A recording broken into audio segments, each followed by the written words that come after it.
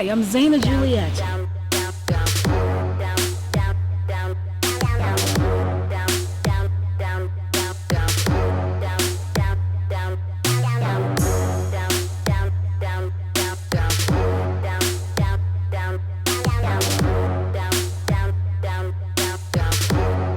It's Zaina Juliette and Friends. Stay tuned for great conversation and music each week. I'm Zaina Juliette. Join me for a day with entertainment industry's icon, multi-award-winning Mr. David Winters.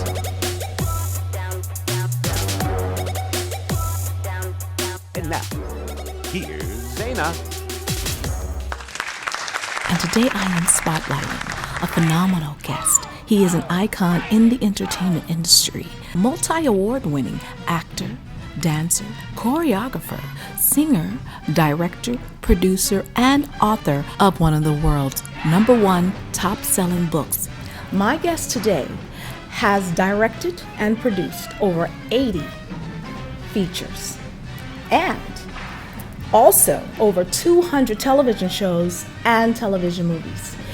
He is a true legend. He is a true icon. And you will get to know my guest when we come back. So stay with me. We'll be right back after this. Something epic.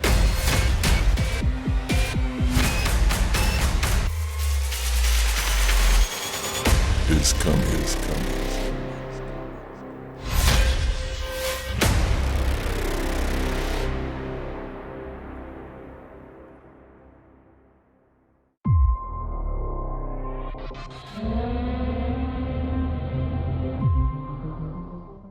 And we're back, and I have got to introduce you to my guest. He is the author of the #1 best-selling book right here, Tough Guys Do Dance. When I tell you this book is hot, you have got to get a copy of this.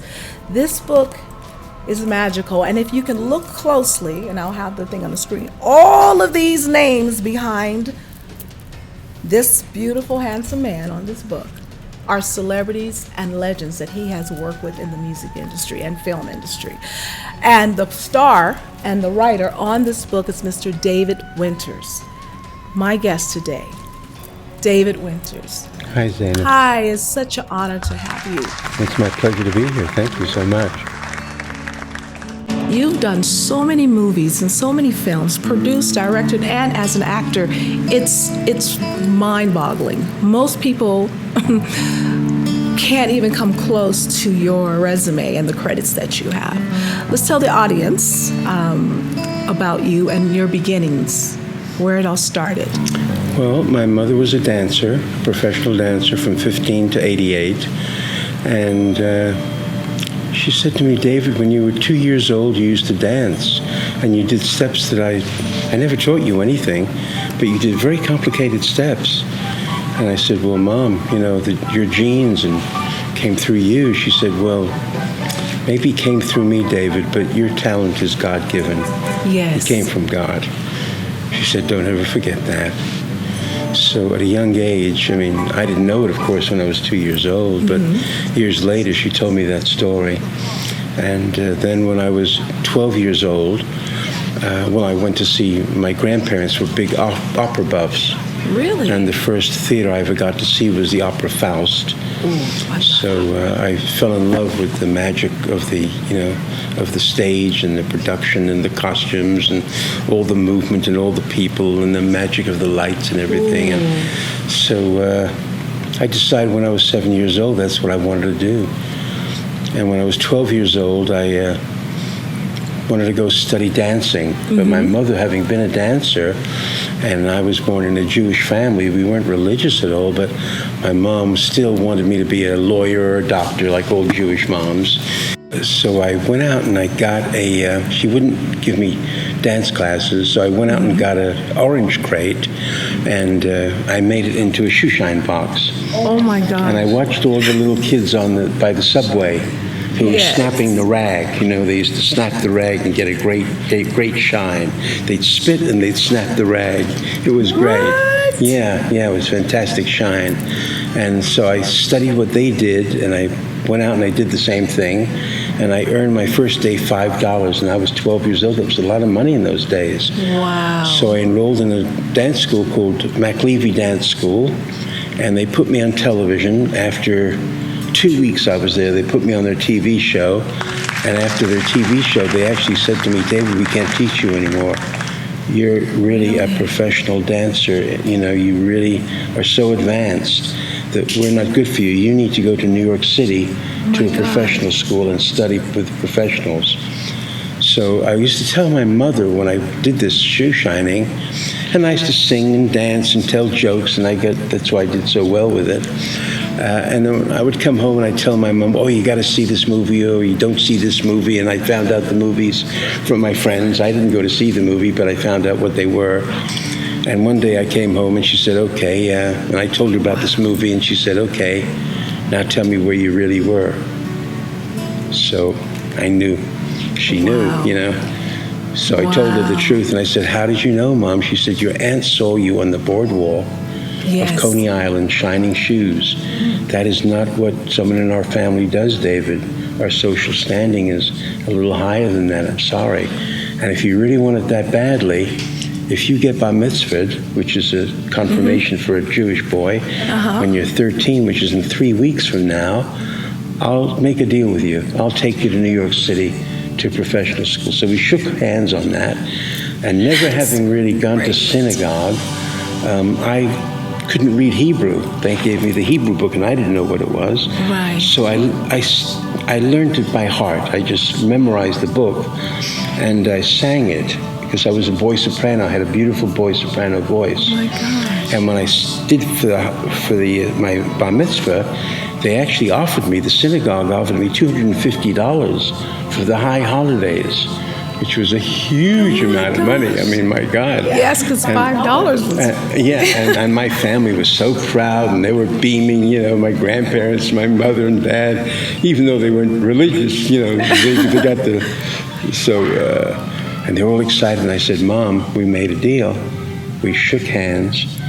I get to go. I'm not interested in this singing for the high holidays. It's a lot of money. I'm very flattered by it, but I want to go to New York City and I want to study dancing. So that's what she did, and she took me to New York. And my first class was with Christopher Walken and Elliot Gould, who were both also 13 at the time. And Elliot is still my friend to this day, my very close friend. And wow, that's magic. Christopher Walken, Chris. I loaned you my West Side Story jacket 42 years ago. You said you were going to give it back to me. It's 42 years, Chris. I'd like my jacket back, please. That's a lot. Can you imagine? He's probably got it framed on the wall. Well, you know what happened? I didn't realize it, but Chris did a version, did a touring company of West Side Story, and he met his wife there. And he told me all about it, and we started talking about it. He said, can I borrow your jacket? 42 years ago, and I never got it back. Oh my God. So I tried to take this opportunity to share, but you know, that's amazing. Maybe he'll see it and send it back to me. I don't know. So your passion. Absolutely, that's my whole life is dancing. Really, you know, it really is dancing. I love dancing. I mean, I had an uncle years ago in England. His name was Teddy Brown. He was billed as the world's greatest xylophone player. He was so fat they had to build a Rolls Royce for him.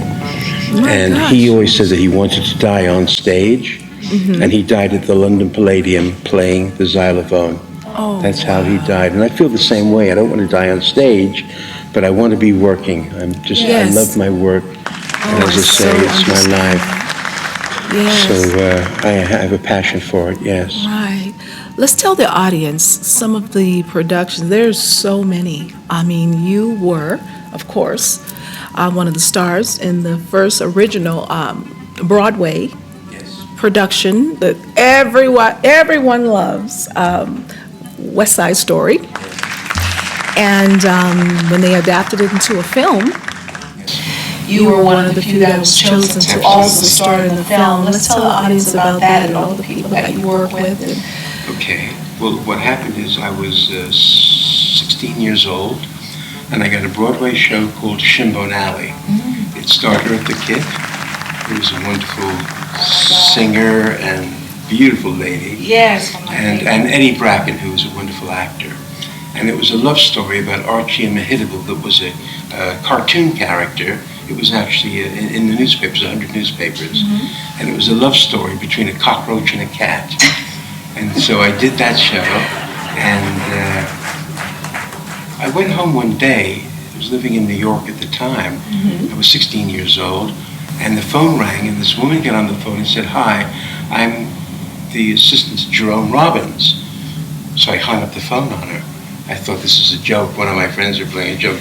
Why is Jerome Robbins going to call me? Right. He's the greatest, living choreographer, director. I mean, he was incredible. Right. So the phone rang again. It was her. She said, "No, David, I'm Jerry's assistant. Jerry saw you last night in Shinbone Alley, and he's about to do a new play, and he thinks that you might be right for a role in it. Would you like to come and see him?" I said, "Oh my God, Jerome, of course I would." So I went to see Jerry, and I auditioned, along with probably about 700 young men at the time. 700. Different ages. Yes. I was only 16, and it turns out that I was the first one signed for the show. Oh my God. It turned out I was 17 when I did the show. I played Baby John in the original Broadway show, the original production, and then Incredible. Jerry put me into the movie, and I've done 4 productions with Jerry, which is more than anyone else, to my knowledge, has done with him. And everybody had kind of a love-hate relationship with Jerry. He was a real taskmaster. Yeah. So that was kind of the beginning of. Before that, though, and before Shinbone Alley, I had done 150 television shows as just an actor, just a straight actor, not a musical, not a dancer, not a singer. Those television shows, starting right when you got to the United States. When I was 13. As soon as I was bar mitzvah, when I went to that professional school with Elliot and Christopher Walken, that gentleman, his name was Charlie Lowe. He had a wonderful school. He taught you not only dancing but personality with it, and singing and stuff. So I got a job working once at the Zimmerman's Hungarian restaurant, and the casting director from CBS was there, and he said to me, "Would you like to be on the television show? We have a TV show that I think you're going to be good for." So I went and auditioned for him, and I got it. It was the lead in the TV show, and from then on I never stopped working. I did the Red Button show, I did the Jackie Gleason show, I did your shows with Sid Caesar. And you know who the writers were on the Sid Caesar show? Who's that? My God, what a room filled with talent. It was Woody Allen. It was Neil Simon. It was Mel Brooks and Carl Reiner. Oh my God. These are the 4 writers on that show. So I studied these people. Yes. And I was a young boy. I didn't waste a lot of time. I was very good at studying people who I worked with. And I learned from all these people, I knew I was going to be a director and a producer later on in my life. And I watched them and learned and listened. Of course, the star of that show was Sid Caesar and Imogen Coca. So Sid Caesar was actually the granddaddy to all these comics and writers. They all respect him immensely, and they look up to Sid Caesar so much. He's brilliant. He does these accents, he's just funny, he's wonderful, just wonderful. And the terrible thing is I wanted to use him in a movie years later. I was making a movie called Racket with Bert Convy, and I sent him an offer and his agent never gave it to him. Oh, wow. I wound up with Phil Silvers, who wasn't too bad.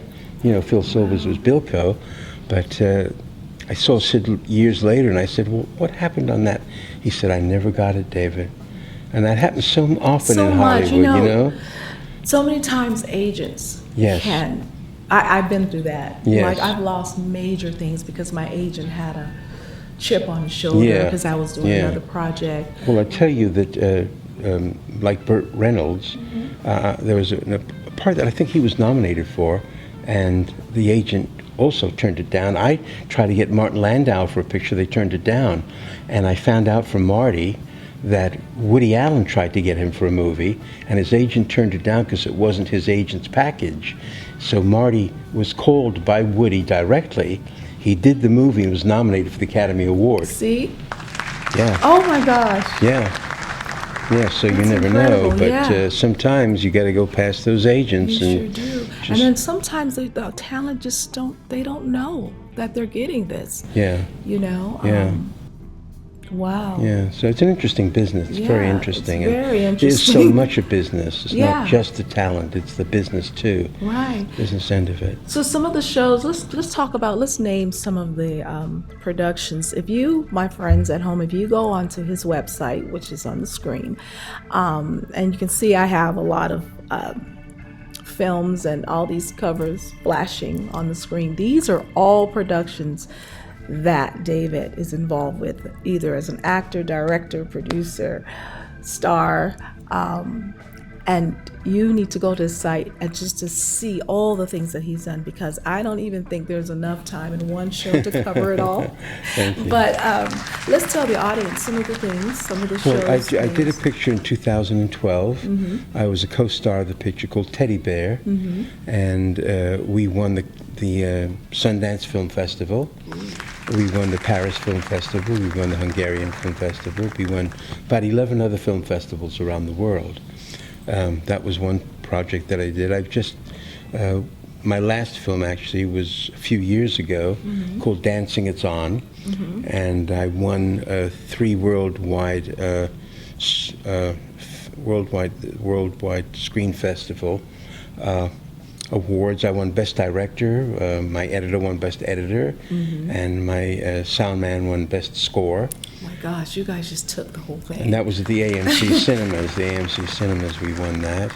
And who starred in that picture are all the young kids, because my job now is to give back to young people and to love help that. them, inspire them, and Right. give them some, pointers if I Yes, can. yes. And so I hired a young lady, Whitney Carson, who won Dancing with the Stars. She was the grand prize winner there.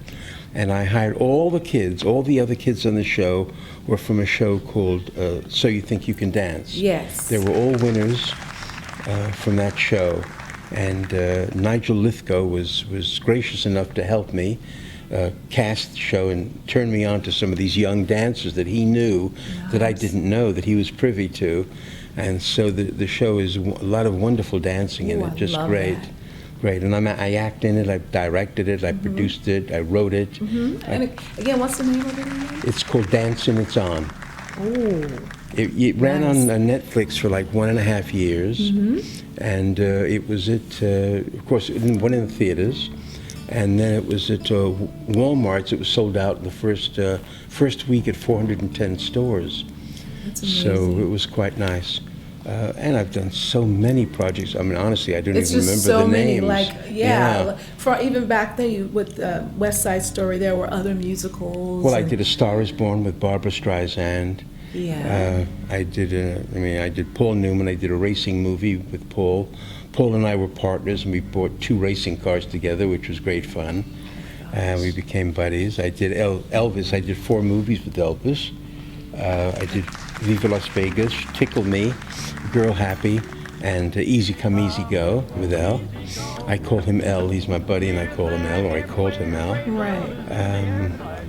I just can't remember And you all of worked them. with Frank Sinatra? I worked with Frank Sinatra. I did a special with Frank, and I would like to say something about Frank, too. I did the Nancy Sinatra special. That was my first of 6 Emmy nominations. It was called Moving with Nancy. Right. His daughter Nancy, and Frank was a guest in it. Dean Martin was a guest. Sammy Davis Jr. was a guest, and I was a guest. And after the show, I got a letter from Frank. I got a beautiful, beautiful letter from him, just saying all these lovely things about my contribution to the show and what I had done for Nancy, for his daughter. And at the end of it, he signed it, Nancy's dad. And I thought, wow, Wow, that's so how classy, special. how Wow. classy, He stepped back and And let her. let her, exactly, instead of It's- saying Frank Sinatra. which I thought he would have said it. I didn't read all the way at the end, and when I got to the end and I saw that, I just thought, oh my God, that's where Nancy gets it from, because Nancy is such a sweet, down-to-earth human being that that's where it comes from. It comes from her dad, absolutely. And you are an incredible person, and I'm sure you guys can see this. I mean, when I say an icon, he is a real icon in the entertainment industry. I mean, the credits and the things that he's done is endless, and the people that he's worked with. But as you can see, his personality and some of the things that he's done, you can see why people choose him. He is the best, outstanding entertainer. So we're going to take a break and we're going to look at some footage. I think this is going to be a show reel. Great. And we're going to look at a little footage, and we'll be right back with more from David Winters. David Winters dances Peter Mance. Woo! Are you ready? Can't stop me dancing. Come on.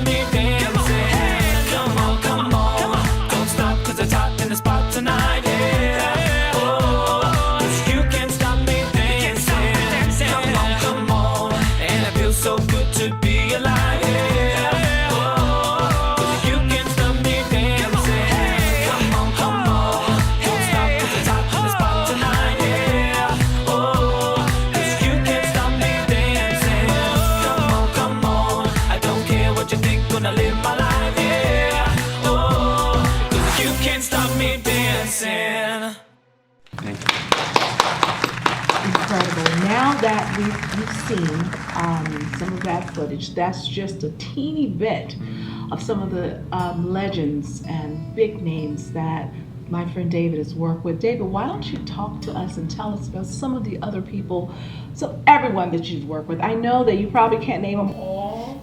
Well, let's start with Lucy.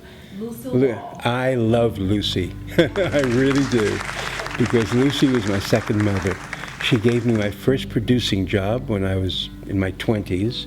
and she took a chance, and she was doing a show while she was doing I Love Lucy, called Lucy in London. And so we went to London, and we had a fantastic time. We did the special, and she and I had this very special relationship as we did the show. And she would then talk to me about my wife at the time. She told me not to get divorced, and she was trying to be like a mom to me, and she became a mom to me, absolutely. And years, for years and years afterwards, she would do things for me for nothing. She came and she did the Margret show, another show that I was nominated for the Emmy Award for. And she also did the Zsa Zsa Gabor pilot for me. And, I just love Lucy. Lucy, I miss her so much. I miss her so much.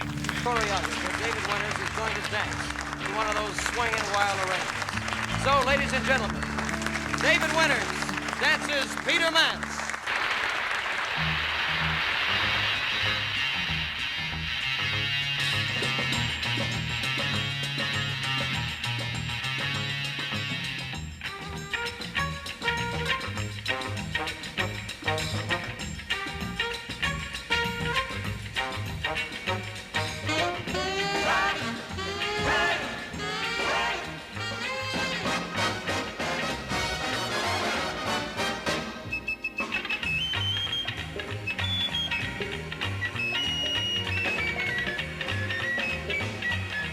Useless information.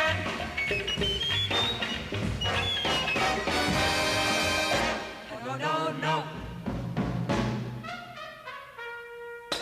That's what I say.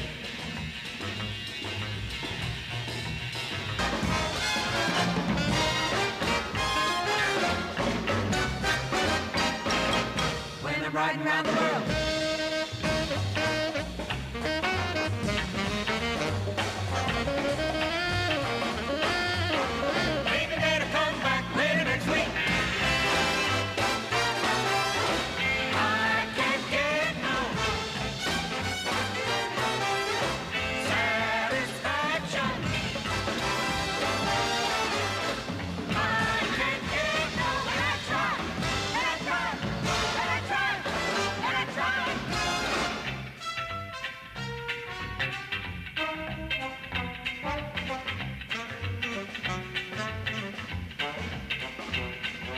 Try.